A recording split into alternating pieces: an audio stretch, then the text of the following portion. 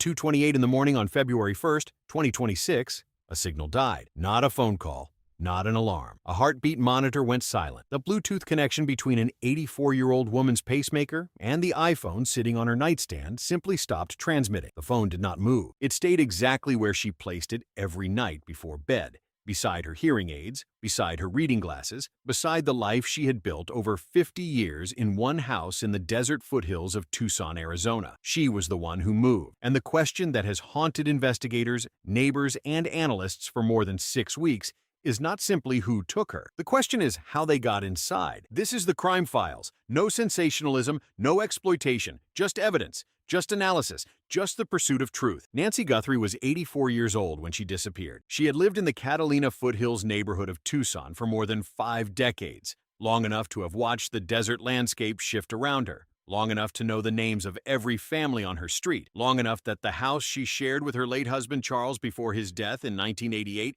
had become something more than a structure. It had become an extension of who she was. The home sat on a quiet residential road where properties are spaced far apart, separated by native desert vegetation, saguaro cacti, creosote, and ocotillo, the kind of natural buffer that gives affluent retirees in the American Southwest the privacy they pay $1 million or more to secure. Nancy's home was valued in that range. It sat back from the road. It was not easily visible from the street. She was not easily visible from the street. She raised 3 children in that house. She attended the same church every Sunday for as long as neighbors could remember. She managed her own finances. She lived alone by deliberate choice. She was not someone who had retreated from the world. She was someone who had built a world and stayed inside it. Her physical circumstances in the final period of her life placed real limits on her independence. She could not walk significant distances under her own power. She relied on daily cardiac medication, a morning dose and an evening dose, both essential to managing a chronic heart condition. She wore a pacemaker implanted in her chest, a device that communicated via Bluetooth with an application on her iPhone, monitoring her heart rhythm in real time, transmitting data her physicians could review remotely. She wore hearing aids during the day and removed them every night before sleep, setting them carefully on the nightstand beside her phone. Without them, she could not hear a conversation in the same room. She could not hear footsteps in the hallway outside her door. She could not hear anything at all. She weighed approximately 150 pounds. On the evening of January 31st, 2026, a Saturday, Nancy took a rideshare to her daughter Annie's home a short distance away for a family dinner. She arrived around 5:30 in the afternoon. The evening was unremarkable in the best possible sense. Dinner, conversation, games around a table, the ordinary texture of a family spending a Saturday night together in the same city. At approximately 9:50 in the evening, someone drove Nancy back to her house. The garage door opened. The garage door closed. She was inside. She was safe. She had her medication. She had her hearing aids. She had her phone. Everything was as it should have been. For the next 14 hours, no one came. No one called to confirm she had taken her evening medication. No one sent a message to check that she had settled in for the night. No one drove back across the few miles to look in on an 84-year-old woman with a pacemaker and limited mobility living alone in a house set back from a quiet desert road. She was not reported missing because someone felt something was wrong. She was reported missing because a friend from her church congregation telephoned Annie at 11:56 on the morning of February 1st to say that Nancy had not joined the virtual Sunday service she attended every single week without exception. Annie drove to her mother's house. She walked through the rooms. She searched the property. She found Nancy's phone. She found Nancy's hearing aids. She found Nancy's medication, her keys, her wallet, her car sitting in the garage. She found every object that constituted the practical infrastructure of Nancy Guthrie's daily life. She did not find Nancy. At 12:03 in the afternoon, the family called emergency services. By that moment, whatever had happened inside that house had been finished for nearly 10 hours. The timeline that follows was established through press conferences conducted by Pima County Sheriff Chris Nanos, statements from FBI officials, and reporting by national news organizations working with sources directly connected to the investigation. At 1:47 in the morning on February 1st, the Nest doorbell camera mounted at the front entrance of Nancy Guthrie's home went offline. Sheriff Nanos confirmed this publicly at his press conference on February 5th. He stated that investigators would not describe the specific method by which the disconnection occurred, but he did not characterize it as a battery failure or a technical malfunction. The implication was understood. Someone physically intervened with that device and took it out of service. At 2:12 in the morning, motion detection registered activity on the property. No video was captured. The camera had already been silenced. At 2:28 in the morning, the pacemaker stopped syncing with the iPhone on the nightstand. Former FBI Deputy Director Andrew McCabe addressed that detail in a televised interview. When a pacemaker loses its Bluetooth connection to its paired monitoring device, the most straightforward explanation is distance. The technology has a finite range. If the person wearing the device moves beyond that boundary, the signal drops. Nancy was not near her phone anymore. She was being moved. She was already gone. At 2:36 in the morning, a Ring camera belonging to neighbors named Elias and Danielle Strataglis, living approximately 2.5 miles from Nancy's home, recorded a vehicle moving through their street. A correspondent from NBC News drove the route between the two addresses. The drive took 6 minutes. The pacemaker disconnected at 2:28, 6 minutes of travel time. A vehicle appears on a camera at 2:36. 2 minutes of difference. The exact margin a person takes when checking mirrors, steadying hands on a steering wheel, and pulling carefully onto a back road at 2:30 in the morning with 150 pounds of evidence in the vehicle behind them. That neighbor camera sat outside the official search perimeter. Pima County investigators had established a canvas zone extending 2 miles from Nancy's residence. The Strataglis home was a half-mile beyond that boundary. Law enforcement did not approach them. They came forward on their own after watching the news coverage and recognizing that their timestamp corresponded to something significant. When investigators arrived at Nancy Guthrie's home 11 hours after the camera went dark, they documented blood on the front porch, on the door, and across the driveway. The Pima County Sheriff's Department confirmed through DNA analysis that the blood belonged to Nancy. Former FBI Special Agent Maureen O'Connell examined photographs of the blood distribution and described what she observed in technical terms. The droplets had fallen vertically from a consistent height. There were no footprint voids in the pattern.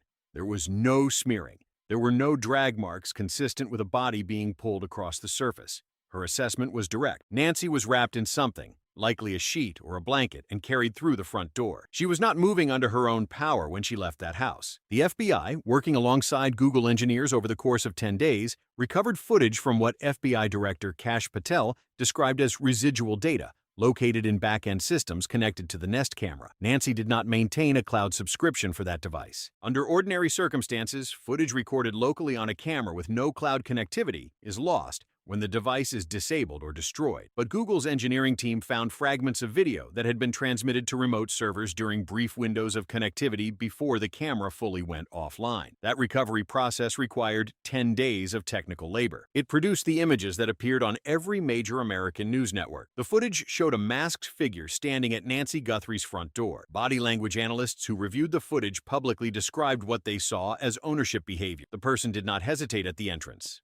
They did not scan the surrounding area nervously. They moved with directness and familiarity, walking straight toward the camera as someone who knew precisely where it was mounted, making contact with the lens twice as if confirming whether it was still recording, then covering it with vegetation pulled from a nearby potted plant. The FBI identified the subject as male, between 5 feet 9 and 5 feet 10 inches tall, average build, wearing full face covering, dark clothing, black nitrile gloves, and an Ozark Trail 25-liter backpack sold exclusively through Walmart. A gun holster was positioned on the right hip. Forensic image analysts noted what appeared to be a partial tattoo on the right wrist, visible at the edge of the glove. Sources confirmed independently to 4 separate news organizations, ABC News, CBS News, CNN, and Fox News, that one image recovered from the doorbell camera showing the suspect without the backpack had been captured on a different date from the footage showing him wearing it on the night Nancy disappeared. A prior visit, not a crime in progress, but reconnaissance. He came once before to observe, to stand at that door, to look, to confirm what he had been told about the property matched the physical reality in front of him. Then he left. Then he came back. That prior visit becomes essential when you understand what is physically mounted at the front entrance of Nancy Guthrie's home. There is a security gate on that door. Not decorative ironwork, not an artistic accent borrowed from Spanish colonial architecture. A functional security barrier fabricated from wrought iron or steel mesh set into a powder-coated steel frame bolted directly into the door jamb and surrounding structure. These installations are standard throughout Arizona and across the broader American Southwest, particularly in homes built between the 1970s and 1990s, where they were designed as a primary layer of physical protection. The gate swings outward on heavy-duty hinges. When closed, it latches using a deadbolt that engages into a strike plate set into the frame. When the wooden door behind it is open for ventilation, the mesh allows air circulation while preventing unauthorized entry. Residents can see and speak to someone at their door without opening the barrier itself. The gate serves one specific purpose: to make forced entry difficult enough that it would demand tools, sustained effort, and noise substantial enough to alert anyone within range. A neighbor named Laura, who lives 4 houses from Nancy's address and who has the exact same type of security gate installed on her own front door, spoke to NBC News correspondent Brian Anton in an interview that aired on March 16th. She had spent 6 weeks thinking about the footage of the masked figure standing at that entrance. And when she looked at that footage through the eyes of someone who owns one of these gates, who understands precisely what it takes to breach one, what she saw was not a break-in attempt. In her words, delivered without uncertainty, you are not breaking into those gates. You are never going to break into that security gate. She had, in fact, consulted a security professional approximately 2 to 3 weeks before the interview. His assessment matched hers exactly. Those gates do not yield to casual force. To defeat one, you would need bolt cutters capable of cutting through the mesh, or a pry bar with sufficient leverage to bend the frame away from the strike plate, or enough sustained pressure to rip the mounting hardware out of the door jamb entirely. Any of those methods generates noise that carries. Any of them leaves visible physical damage that arriving investigators would have documented the moment they reached the scene. Any of them requires time spent standing exposed on a front porch while a camera may still be recording and neighbors sleep within earshot. The suspect in the recovered footage is not carrying bolt cutters. He is not carrying a pry bar. His hands, visible in certain frames, are gloved and empty apart from the vegetation used to cover the camera lens. He is not dressed or equipped as someone who arrived prepared to force his way through a steel security barrier in the middle of the night. And when investigators processed the scene the following morning, they found no damage to the security gate, no bent frame, no cut mesh, no evidence of any forced entry whatsoever. Laura does not believe the suspect entered through that front door on his own. She believes he was standing at that entrance waiting for someone inside the house to open it. She was precise about what she meant. She said she did not think he was the primary actor. She thought he was the person positioned outside, waiting for whoever was already inside to bring Nancy out to him. She noted that the glass panels flanking Nancy's front door mean that if the wooden door behind the security gate is open, a person standing at the entrance can see into the interior of the house through the mesh. She believes the suspect was attempting to make visual contact with someone inside, to confirm the operation was proceeding on schedule, to get a signal before the security gate swung open from within. She continued further. She said she believed there may have been someone already inside the house, an accomplice, and that the man at the front door was waiting for that person to open the security gate so that they could work together to bring Nancy out. Consider what that scenario requires in practical terms. Someone gains access to Nancy's home before 1:47 in the morning. The method of that access could take several forms. They could have arrived earlier that same evening while Nancy was still awake, presenting themselves as someone she had reason to trust, a neighbor, a service provider, a delivery person, someone with a familiar face or a plausible explanation for being at her door. Nancy, who by every account given by people who knew her was warm, socially engaged, and accustomed to decades of trusting the community around her, would have opened her door to someone who appeared safe, or they could have possessed a key. Anyone who had worked on that property, performed regular maintenance, or been trusted with access for practical purposes could have retained the means to enter without announcing themselves, or they could have entered through a secondary access point that Nancy, relying on decades of routine in a neighborhood she had never had reason to fear, may have left unlocked. However they got in, they were inside when Nancy went to bed, most likely sometime after 10 in the evening, given that she returned home around 9:50. They waited. They waited for the house to go quiet, for the neighborhood to go dark, for the risk of detection to fall as low as it would fall in the hours before dawn. At 1:47 in the morning, the camera was disabled, not destroyed. Disabled in a way that the person performing the action believed would prevent any recording from that point forward. A belief that proved incorrect only because of a decade's worth of cloud infrastructure engineering that the suspect apparently did not account for. And then, at some point during the 41 minutes between 1:47 and 2:28, a second person arrived at the front entrance. The person inside knew he was coming. They had coordinated. The security gate was opened from within. The wooden door opened. The outside person entered. And together, the two of them moved Nancy Guthrie through that house, through the front door, and into a waiting vehicle that appeared on a camera 2.5 miles away 8 minutes later. There are 5 intersecting pieces of evidence that support this reconstruction. Each is significant on its own. Together, they form a pattern that resists any simpler explanation. The first is the reconnaissance visit. Sources verified across 4 independent national news organizations confirmed that the image of the suspect without the backpack was captured by the doorbell camera on a date prior to the night Nancy disappeared. That earlier visit was not an aborted attempt at entry. It was a site inspection. The suspect walked to the front door, examined the property, identified the camera, assessed the security gate, and committed to memory the physical layout that would determine how the operation would need to be executed. If someone with inside knowledge had given him a description of the home, telling him where the camera was positioned, explaining the security gate, outlining Nancy's routine, a prior reconnaissance visit still makes logical sense.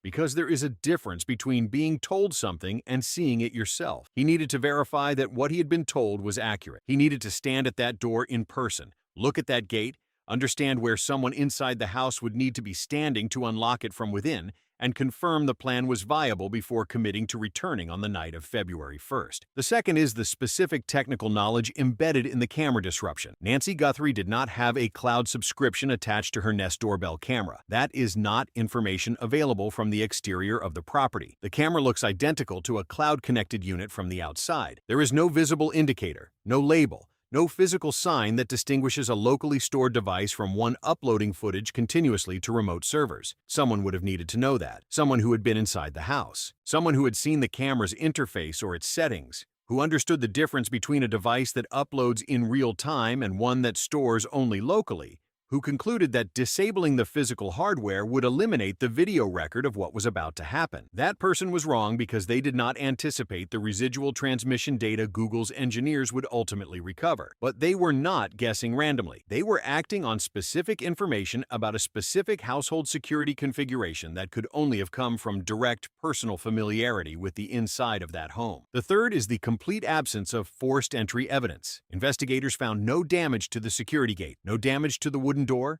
no broken windows, no pry marks on door frames, no cut mesh, no bent hardware, no splintered wood, no evidence of any kind suggesting the exterior of that home was breached against its structural resistance. When investigators processed that scene, they documented blood on the porch and in the driveway. What they did not document is equally telling. The absence of forced entry evidence eliminates the possibility that the suspect defeated the security gate through physical force. It leaves three remaining explanations. A key was used. Someone inside opened the door. Or a secondary entry point was left unlocked by someone who understood Nancy's habits and knew which access points she sometimes left unsecured. All three paths lead back to the same place. Someone who had been inside that house before the night she was taken. The fourth is the timeline itself. 41 minutes elapsed between the camera going dark at 1:47 and the pacemaker losing its signal at 2:28. Think carefully about what must occur within that window if the suspect is working entirely alone. He must gain entry to a residence secured by a steel-framed gate with no forced entry damage. He must navigate an unfamiliar interior in near-complete darkness without making noise. He must locate the bedroom of an 84-year-old woman who, without her hearing aids, would remain unaware of his presence unless he physically touched her. He must incapacitate her with sufficient force to produce the blood documented on the porch without creating a sound profile that carries beyond the walls of the house. He must locate wrapping material sufficient to contain active bleeding. He must carry a 150-pound woman who has limited mobility, who may be unconscious, who may be resisting, from a bedroom through a house to the front entrance, through the security gate, down porch stairs, across a driveway, and into a waiting vehicle. And he must complete all of this within 41 minutes while remaining undetected. 41 minutes is not a short window. It is a long one. Every additional minute spent inside a residence during the commission of a violent crime is an additional minute of exposure. The instinct in high-stakes criminal operations is compression, speed, minimum time on target. 41 minutes suggests the opposite of rushing. It suggests care. It suggests measured movement. It suggests coordination between individuals who had rehearsed the sequence, who trusted each other to execute their respective roles without interference, and who therefore did not need to hurry. For two people working in concert, one who already knows the layout of the house, one who brings physical capacity for transport, 41 minutes becomes the amount of time needed to move carefully, to wrap Nancy without leaving additional blood evidence, to carry her in a way that produces the vertical drip pattern documented on the porch, rather than the smearing and drag marks that a single person struggling under unexpected weight would create, to place her properly in a vehicle, to take a moment before departure to ensure nothing left behind would immediately identify them. Two people coordinating do not need to rush. Two people coordinating can take their time. The fifth is the forensic analysis of the blood pattern on the porch. Former FBI Special Agent Maureen O'Connell described the droplets as falling straight down from a stationary height, with no footprint voids, no smearing, no drag indicators. That pattern is consistent with someone being carried horizontally, with the wound positioned downward, by individuals moving deliberately and in synchrony. The neighbor Laura, who spent years as a caregiver for her own elderly mother, who weighed 30 pounds less than Nancy and who was cooperative and ambulatory during her care, said directly that helping her mother manage a small number of stairs was physically demanding even under ideal conditions.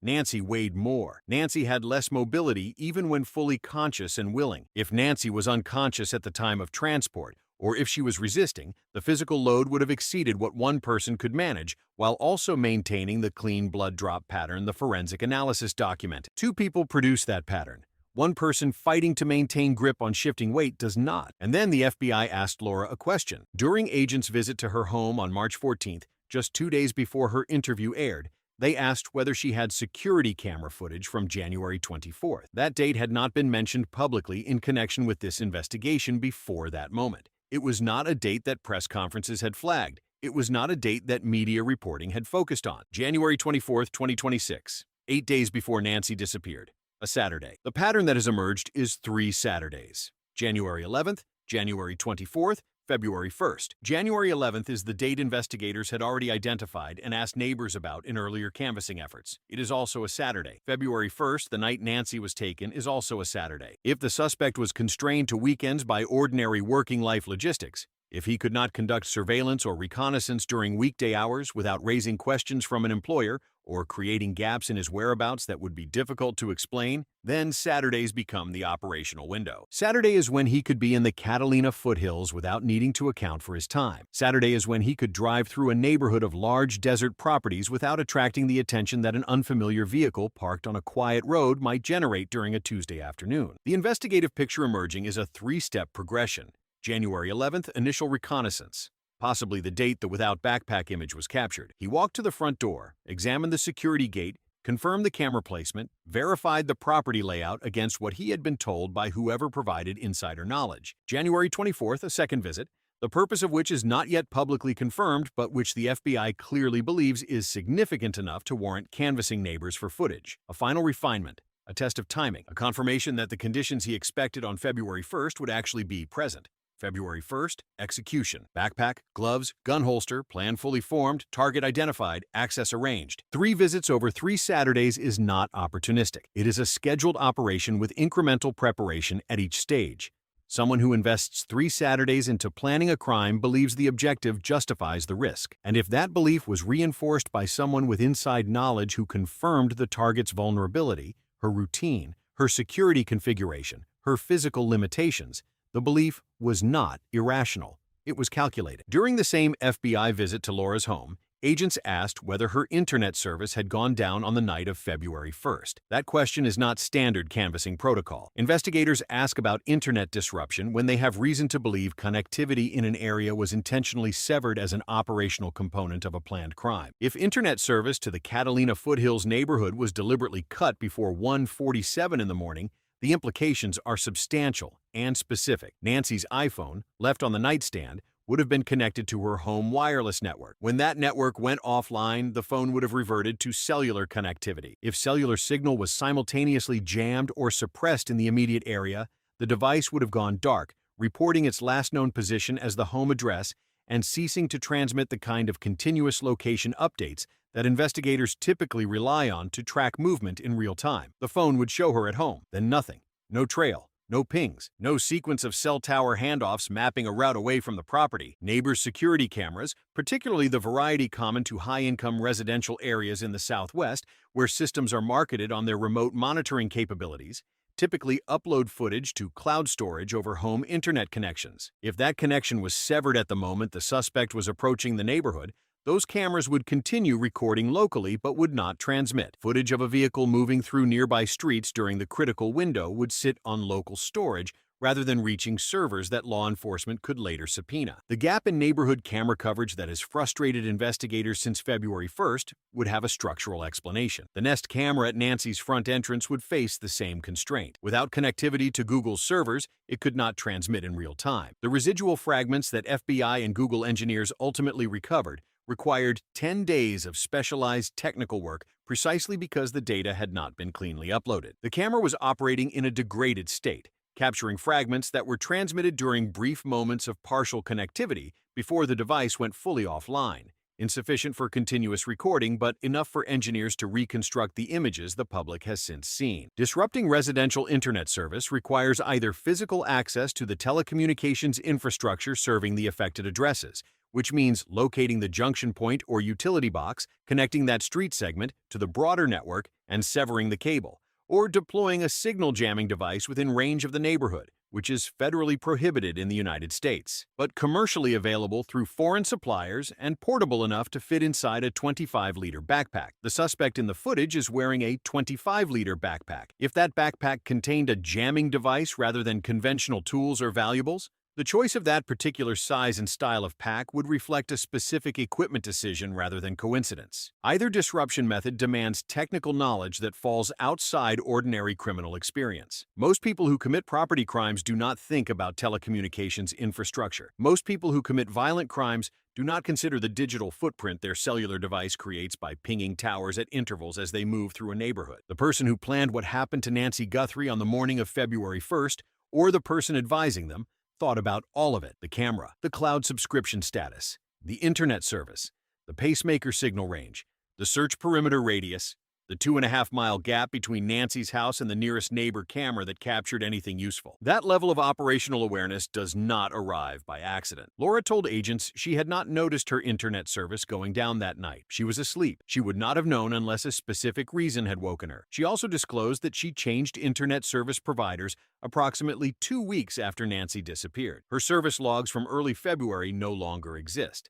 Other neighbors may have retained theirs. The internet service provider serving that area of the Catalina foothills maintains records of outages by address and by node. If the FBI has subpoenaed those records, they may already know whether service was disrupted in the relevant area during the relevant window. The question agents asked Laura about her connectivity is evidence that they are actively investigating that possibility. If intentional internet disruption is confirmed, it adds another layer to the picture of someone or a group of people operating with a level of planning and technical sophistication that points toward a specific, identifiable profile, not a random opportunist. Not someone who drove past a house and noticed a door left ajar. Someone who researched, prepared, rehearsed, and executed a complex multi-component operation over a period of weeks, possibly months. On March 13th, 2 days before Laura's interview was filmed, Sheriff Chris Nanos gave an interview to NBC News that contained 2 statements that appear to contradict each other and that together tell us something important about where the investigation currently stands. The reporter asked whether the person who took Nancy could target someone else. Nanos answered, absolutely. One word, no qualification. That answer had not been offered publicly before. Earlier press conferences and statements had focused on leads, resources deployed, the hope that Nancy remained alive. The question of whether a repeat offense was possible had not been directly addressed. Now it had been, and the answer was unequivocal. But Nanos also said in the same interview that investigators believe the crime was targeted, but are not entirely certain what that means. Targeted, but not sure. Those words coexist uncomfortably, and the discomfort is the point. If the crime was targeted based on characteristics that Nancy shared with other residents of the Catalina foothills, wealth concentrated in single elderly women living alone in large homes, set back from quiet roads with limited neighborhood visibility, then the risk profile for repeat targeting is real and specific. Anyone who matches that description could be approached by the same operational logic. If, however, the targeting was based on information personal and specific to Nancy Guthrie, her family connections, her particular routines, her specific physical vulnerabilities, her particular home security configuration, then the risk to others may be narrower. The sheriff's uncertainty about which category applies is honest, and it is also the kind of uncertainty that keeps neighbors installing new cameras, changing locks, asking delivery persons for identification, and starting informal networks to check on one another in ways that were not standard practice in that community before February 1st. Former FBI Special Agent Jennifer Coffendafer has been among the most consistently analytical public voices examining this case. She has stated in multiple interviews, including ones published by Newsweek and the Daily Mail, that her leading theory is that people with some peripheral connection to Nancy's household transmitted insider knowledge to individuals who used that knowledge to plan the crime. She has been careful to acknowledge the family's clearance, confirmed publicly and without ambiguity by Sheriff Nanos on February 16th, when he stated that all family members, including siblings and spouses, had been fully eliminated as potential suspects. His language was explicit. He called speculation about family involvement cruel and incorrect. That clearance is not in question. What Coffindaffer points toward is the broader category of household-adjacent access. People who cleaned, people who maintained the yard, the pool, the landscaping, contractors who had worked on the property, delivery drivers who visited regularly enough to develop familiarity with Nancy's schedule and habits, rideshare drivers who had picked her up from her home and watched her navigate access points, caregivers or medical professionals who had been inside the house to assist with her limited mobility, neighbors who had been inside for social visits, and who, in ordinary conversation, had built an accurate picture of what Nancy's daily life looked like from the inside. Coffindaffer has articulated a possibility that does not require malicious intent from the person who provided the information. In her view, someone who worked in or around that home could have, in the course of ordinary interaction with Nancy, in the warmth of weekly professional contact with a trusting and socially generous elderly woman, gathered details that they later described to others without understanding what those details would be used for. Nancy lived alone. She had limited mobility. She had a daughter who was publicly prominent. The house was worth approximately $1 million. She went to bed early. She took her hearing aids out every night. She could hear nothing once they were removed. Mentioned in passing to the wrong person, any one of those details can become a variable in someone else's calculation. But if the security gate theory is correct, if entry on the night of February 1st required someone inside that house to open the barrier from within, then the person responsible was not merely an inadvertent source of information. They were a participant. They were physically present in that house. They made the deliberate decision to be there in the hours before the operation, to wait through the night in a house belonging to a woman who trusted them or who was unaware of their presence, to open the front door when the outside contact arrived, to help move a 150-pound woman wrapped in something to contain her blood through the entrance of her own home and into a vehicle pointed toward an unknown destination. That is not careless disclosure. That is active participation in a violent crime against a person they had access to because of proximity, trust, or professional relationship. The pool of people who could have been that inside person is large enough to contain the answer and small enough to be systematically investigated. Service records exist. Employment histories exist.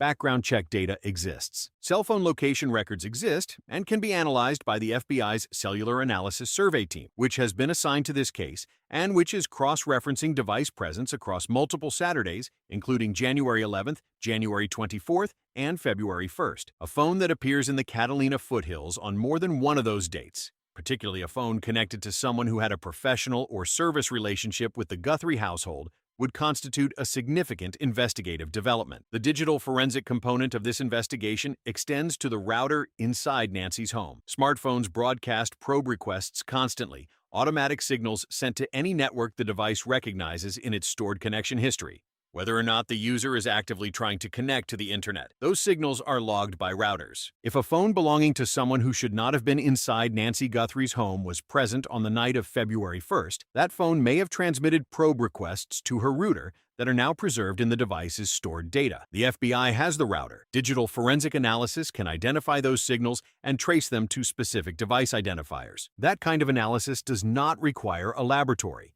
It does not require weeks of processing. It can be completed within days. The Ozark Trail backpack visible in the doorbell footage is being traced through Walmart's inventory and transaction records. The retailer maintains sophisticated tracking systems across its supply chain. Shipments of that specific product to specific store locations in the months preceding February 1st can be identified. Point-of-sale records can be pulled. If the suspect purchased the backpack with any form of traceable payment, a card, a loyalty account, a digital wallet, that purchase is attached to an identity. If it was bought with cash, store-level security camera footage from the transaction date may still exist. The gun holster visible on the suspect's right hip has been identified by law enforcement professionals who reviewed the footage as a Strategy brand revolver holster. Investigators visited at least one gun shop in the Tucson area carrying approximately 18 to 24 photographs and names and asked whether any of those individuals had purchased a firearm in the preceding year. That shop reported no matching transactions. Other retailers, other records, other avenues of purchase remain under investigation. Investigative genetic genealogy is being applied to DNA evidence recovered from the property. This technology does not require the suspect to have a prior criminal record. It does not require their profile to exist in any law enforcement database. It requires only that one biological relative, Even a distant cousin or second cousin has submitted DNA to a consumer genealogy service and made their profile publicly accessible. A partial match generates a family tree. That family tree, extended forward through generations and cross-referenced with public records, produces a list of candidates. That list narrows as other evidence. Geographic location, physical description, occupational background narrows it further. The technology identified the Golden State Killer after 4 decades of unsolved crimes. It produced a match in the Idaho student murders case within weeks of the offense. The FBI has the evidence. The process is underway. A reward of $1.2 million is available for information leading to Nancy's safe return. $1 million from the Guthrie family, $100,000 from the FBI. Additional amounts from other contributing sources. Billboards bearing Nancy's photograph and the reward information have been placed in multiple states beyond Arizona, including Texas, Nevada, and Southern California, reflecting the investigative reality that the FBI does not yet know where Nancy was taken or where she is currently being held. The search has national scope. Nancy Guthrie had lived in her home for more than half a century. She raised a family there. She built a community there. She was known to her neighbors not as a figure defined by vulnerability, but as a person defined by warmth, by consistency, by the kind of steadiness that comes from spending 50 years in one place and knowing it deeply. She opened her door to people. She trusted her neighbors. She went to church every Sunday. She attended that virtual service every single week without exception, right up until the Sunday when she was not there. The security gate at her front entrance has been visible in every photograph, every piece of news footage, every piece of media coverage since February 1st. It was there when investigators processed the scene. It was documented in the original response. It has been present in the background of every discussion of how the suspect gained entry. It required someone with direct knowledge of these systems, someone who understood from personal experience that those gates do not yield to casual force, to step forward and explain clearly what its presence means. The person on the porch was not breaking in. He was waiting to be let in. Someone inside that house walked to the front entrance, turned the deadbolt, swung open the security gate, and open the door. That person is known to someone. That person may have left digital traces, physical traces, financial traces that the investigation is now systematically following. The 41 minutes between 1:47 and 2:28 are not a mystery without a solution. They are a window into the mechanics of a coordinated operation, and every piece of evidence recovered in those 41 minutes points in the same direction. The evidence does not alter itself. The timeline does not shift. The blood on the porch dried in a pattern that tells a specific story about how many people carried Nancy Guthrie out of her own home. The security gate shows no damage because it was never damaged. It was open. The pacemaker lost its signal because Nancy was moved beyond the range of the device that was monitoring her heartbeat while she slept. The camera went dark because someone who knew precisely where it was mounted and precisely what its technical limitations were put their hands on it and silenced it. And somewhere inside the intersection of the doorbell footage, the blood distribution, the undamaged security gate, the digital footprints left across 3 Saturdays in January and February, and the 41 minutes that separate the silencing of the camera from the silencing of the signal, there is a name. This is not just a story. This is a real life, a real family, a case that may still have answers waiting to be found. Nancy Guthrie deserves to be found, and the investigation is not finished. The search for truth continues.